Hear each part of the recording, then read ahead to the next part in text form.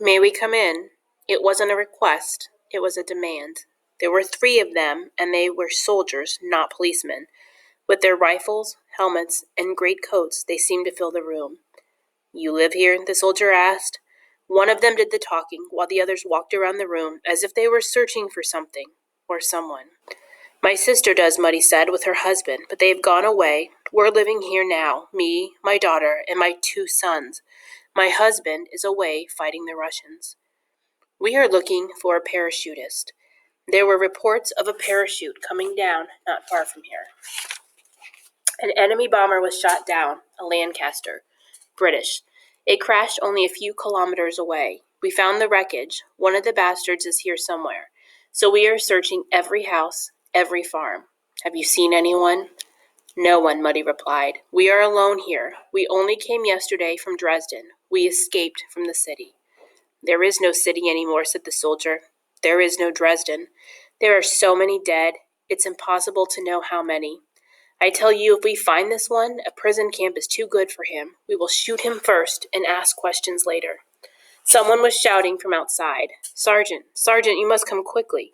Another soldier, this one much younger, appeared at the door, breathless with excitement. You're not going to believe this, Sergeant, but there's an elephant out there in the barn. An elephant? Yes, Sergeant, we were searching the outbuilding like you said, and we went into the barn, and there he was. She is a she, said Muddy. Her name is Marlene. I work in the zoo with the elephants in Dresden. She was the only animal we managed to save. The rest had to be shot because of the bombing. I've brought her here to the family farm. I knew of nowhere else to go. The youngest of the soldiers was told to stay with us and guard us while the others went out. Carly was about to say something, but Muddy frowned at him quickly and put a finger to her lips. The clock on the wall ticked loudly in silence. I could not bear the tension. I felt for Peter's hand under the table and found it. We heard them coming back across the yard, their voices loud with excitement. Then they were back in the kitchen. This elephant, she's not dangerous? The sergeant asked. Muddy shook her head. I will look after her, she told him. I have known this elephant ever since she was born. She is as gentle as a kitten, I promise you. And you've seen no airman, no parachutist, he went on? No, Muddy said. She spoke very coolly. If I saw one after all they have done in Dresden, I would shoot him myself. Your papers, he demanded. I want to see your papers. I'm sorry, we haven't got them. They're all in Dresden in our house, said Muddy, shrugging her shoulders. We were outside, out in the park, when we heard the air raid sirens, and then the bombers. We just ran. Names, then, said the sergeant, taking out his notebook. I must have your names. Muddy gave all of our names, all of us, Peter's last of all. And how old are you? The sergeant asked Peter. I sensed suspicion in his look. I could hear it in his voice. 21, Peter told him. So why are you not in uniform, in the army? Peter hesitated. It was Carly who spoke up for him. He gets asthma like me, he said. When he gets out of breath, he gets asthma. Everyone at school says that when I grow up, I can't be a soldier, and I want to be a... That's right, Muddy interrupted. My son has been excused military service on medical grounds. Asthma. I was not at all sure the sergeant believed what he was hearing. I felt certain that there would be more questions, but amazingly, there were not. When the sergeant saluted, I remember Carly giving him the Hiltergruß, the stiff-arm Hitler salute we had all been taught in school, and said Heil Hitler, with great enthusiasm and conviction. He was playing his part perfectly, and then the soldiers were gone. I could feel my heart pounding in my neck as I listened to the last of their voices and their laughter drifting away outside, and they were chatting about as they left. All they were chatting about as they left was the elephant in the barn and the zoo in Dresden. One of them had been for a ride on an elephant in that zoo when he was little, he was saying. And then, nothing more. Muddy went to the window to make sure. Is it all right? It is all right. They have gone, she whispered. She came over and sat down at the table with us, her face strained of color. For several moments, Peter and Muddy did not speak, but sat there, just looking at one another across the kitchen. Muddy took a long breath and said, You didn't finish your soup, Peter. It will be getting cold. Eat, eat. Then she fished in her pocket and took out the compass and pushed it across the table towards him. Yours, I think. Thank you, Peter said as he took it. And for what you did just then, thank you. You and I, Peter, we must come to an understanding, Muddy went on. From now on, no more sorries and no more thank yous. What is done is done. The past is behind us. You are family now, one of us. And I've been thinking, you were right when you told Elizabeth we should stick together and help one another. We do all want to go west, away from the Russians, away from the bombing. So we shall go together, and across country, as you said. It'll be safer for all of us. Can that compass thing really guide us to the Americans?" Peter smiled.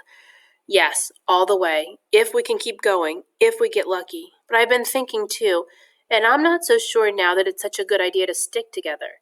I wasn't thinking straight when I said it. If they discover who I am, we got away with it once, we may not be so lucky next time. They will shoot you if they ever find out who I am. You do know that, don't you?" "Who's going to tell them?" Muddy replied. "I'm not going to tell them, am I? Nor will Elizabeth, nor will Carly. Like I said, we are family. You speak good German, and you even look quite German in Uncle Manfred's clothes. We fooled them once with a little help from Carly, didn't we? We can fool them again." "Maybe you are right. I hope so. But, and I did not want to have to say this, I think there's another problem. The elephant. Your Marlene." I could see Peter was reluctant to go on. "Listen, if we take her with us, we're bound to attract attention to ourselves. It'll be more dangerous. I think we should leave her here. There's plenty of hay in the barn. We could fill up buckets of water." "Where we go, Marlene goes," Muddy said firmly. "She's part of the family, too. What does it say in that book, The Three Musketeers, wasn't it? All for one and one for all."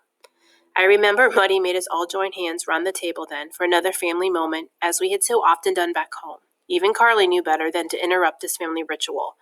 Maybe he was praying as hard as I was. I was praying for Pappy to come home, for us all to find the Americans, for us all to survive, and for Peter to go on holding my hand as tight as he was and never let go. But in the end it was Carly, of course, who eventually decided this family moment had gone on quite long enough and broke the silence. "When are we going?" he asked. "How far is it? I want to ride up on Marlene all the way." I can't I, Muddy? "How long will it take until we get there?" We spent all the rest of that day poring over Peter's map, making plans, working out how far we could go, we could hope to travel each night. Peter thought we could do about 8 to 10 kilometers a night, depending on the weather, and if we kept up that pace, and the Americans kept advancing at their present rate. Then he calculated we had a good chance of meeting up with them in 4 or 5 weeks or so. We packed all the food we could find, all we could carry, and put on all the warm clothes we needed. We had full rucksacks and a rolled-up blanket strapped on top of each of them. We had a last meal, the rest of the potato soup and some cheese, left a note which we all signed to Uncle Manfred and Aunt Lottie, thanking them and telling them where we were going. Then we stepped out into the moonlit farmyard to fetch Marlene from the barn, the snow crisp and crunching under our feet. Marlene had to be enticed away from her hay, and that was not easy, but Carly managed it with a few tempting potatoes. Then, once outside the barn, Peter hoisted Carly up onto her back, and we set off into the night westwards. Muddy leading Marlene by the ear, Carly clicking at Marlene all the while, telling her to gee up. Peter and I walked on ahead together, Peter with compass in hand. We were on our way.